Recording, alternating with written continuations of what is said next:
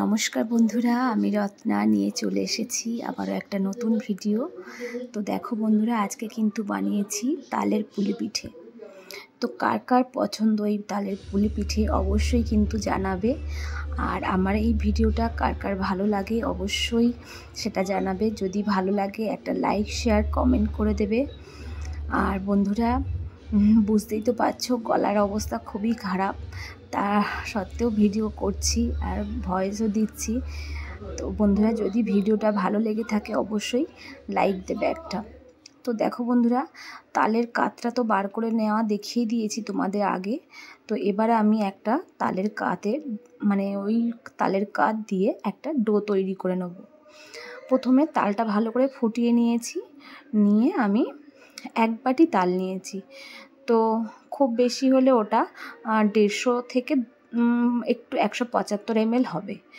তো এক বাটি আমি ময়দা দিয়েছি, সেই বাটির 1/4 1/4 বাটি সেটা সুজি দিয়েছি।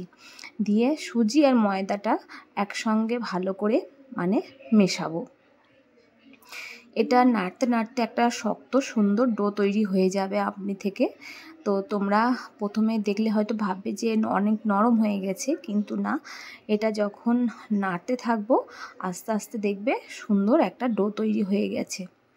তো এইভাবে আমি নেড়ে নেড়ে মোটামুটি তো ডোটা আমি রেডি করব।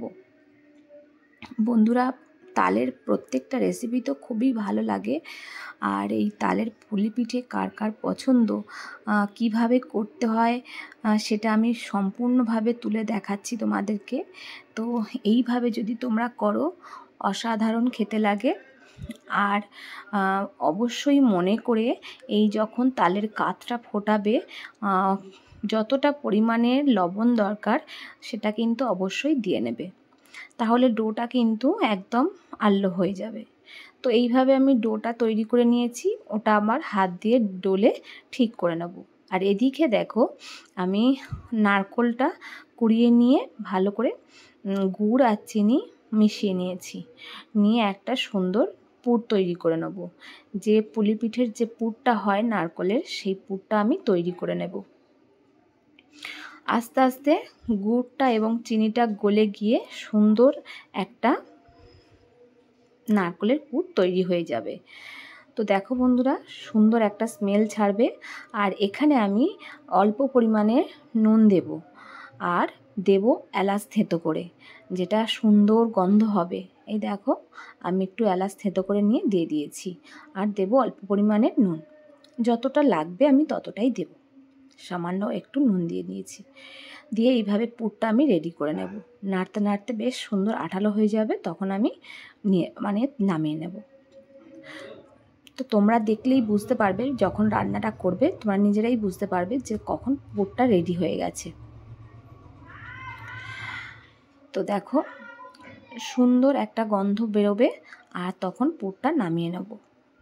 তো এইভাবে ওদিকে ডোটাও রেডি হয়ে গেছে। তো দেখো বন্ধুরা, আমার কিন্তু নারকেলের পুরটা কিন্তু একদম রেডি।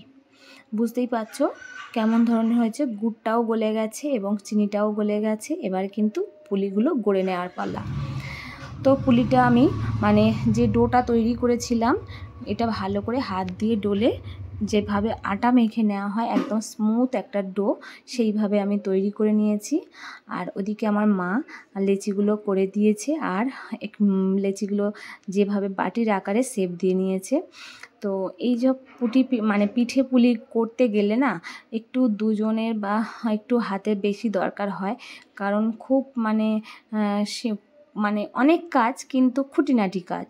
তো একটু হাত বেশি হলে তাড়াতাড়ি হয়ে যায়। একা করতে গেলে অনেকটা সময় লেগে যায়, কিন্তু খেতে খুব ভালো লাগে। তো এইভাবে দেখো, পুলিগুলো আমি সুন্দর করে গড়ে নিচ্ছি। খুব সহজভাবে এইগুলো গড়ে নেওয়া যায়। তো আমি প্রত্যেকটা পুলি আমি গড়ে নেব এইভাবে। দেখো কতটা সুন্দর দেখতে হয়েছে, যেন মনে হয় কাঁচাই খেয়ে নিই, তো এতটা সুন্দর দেখতে হয়েছে। এইভাবে প্রত্যেকটা পুলি আমি গড়ে নেব, নিয়ে এগুলো আমি ভাপাবো। প্রথমে একটা গামলা করে আমি অল্প পরিমাণে জল নিয়েছি, একদম অল্প পরিমাণে জল নিতে হবে। যেটা একদম লো ফ্লেমে 20 থেকে 25 মিনিট মতো ফুটবে, অথচ জলটা শুকাবে না, একদম লো ফ্লেমে। তো দেখো এইভাবে আমি জলটা ফুটে উঠলে এই ছিদ্রওয়ালা থালাটার সাহায্যে আমি পিঠেগুলো ভাপিয়ে নেব। সুন্দর করে সাজিয়ে দিয়েছি, এবার একটা থালা ঢাকা দিয়ে দেবো, দিয়ে 20 থেকে 25 মিনিট মতো রেখে দিলে ব্যাস পিঠে পুলি রেডি। তো দেখো আমার ভিডিওটা কেমন লাগলো বন্ধুরা অবশ্যই জানিও। তাহলে আজকের মতো বিদায়, সবাই ভালো থেকো, সুস্থ থেকো।